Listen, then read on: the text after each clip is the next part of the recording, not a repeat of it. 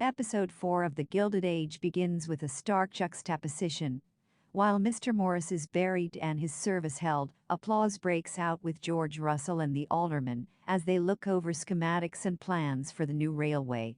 After the big meeting, George receives a telegram informing of Mr. Morris's death. He does pay his respects, apologizing for the unfortunate suicide and reminding Mr. Fane that this is not a game for the weak.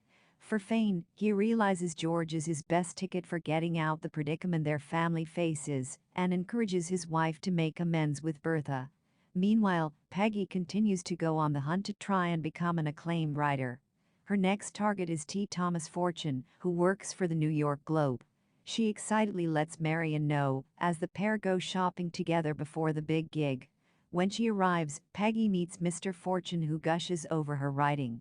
She's given a 200-word article to discuss political affiliation without voting rights. It doesn't pay much, but it is a foot in the door. Elsewhere, Ada is distraught when her dog goes missing. Although half the staff believe someone will bring the dog back, others aren't so sure. Well, as fate would have it, it shows up next door at the Russell house. Bertha decides to give it a bath and feed it before sending a letter next door to let them know. Agnes, though, believes that this is a kidnapping when she receives that aforementioned note, a way to force the families closer together. They do eventually get the dog back, but Agnes, as per usual, remains wary. When a wood-carved box shows up from Mrs. Chamberlain, Ada is horrified and urges Marian to take it back. When she shows at her house, Mrs. Chamberlain invites Marian in to check out the lavish art collection she has. The woman's motivations are unclear, but after she encourages Marian to show up again. Back home, Marian decides to visit Brooklyn and surprise Peggy Scott, who's back with her family for the time being. As she tells them about her writing, things grow heated as her dad bemoans Peggy's fool errand. Marian shows up with a bag holding old shoes. Peggy covers for her, though, claiming it's for a charity, but clearly Marian believed Peggy was living a life of poverty and has been called out for it. In private, Peggy lashes out at Marian, pointing out that they live in very different worlds. She also tells her not to try and be friends. Following the earlier truce with Mr. Fane, Aurora swallows her pride and shows up to see Bertha. She invites her along to meet Mr. McAllister, who's a sort of gatekeeper for the upper echelons of society. Aurora wants them to be friends now, even inviting Bertha along to watch a concert with her.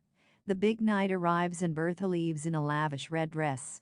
Just prior to this, it's worth noting there's a particularly awkward moment as Miss Turner, the hired help, waits for George in his bed, naked. George immediately shoos her out, pointing out she's made the wrong assumption, and he has no interest in having a mistress.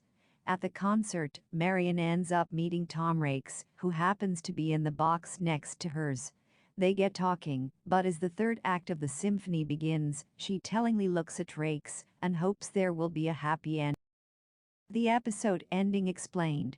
The Gilded Age returns this week with another decent episode, one that sees Mr. Morris's death send ripples across to the other aldermen as George Russell manages to press ahead with his railway plans. This also has the indirect effect of allowing Bertha to be accepted into the society after all, with the earlier tensions between the group simmering out somewhat. The whole incident involving the dog seems like a bit of a misdirection, given it doesn't really go anywhere.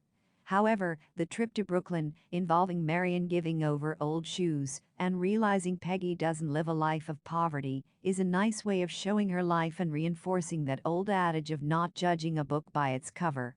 That works surprisingly well in the context of this episode, even rippling across to the ending involving Tom Rakes and a few other shady characters whose motivations aren't quite clear, including Mrs. Chamberlain.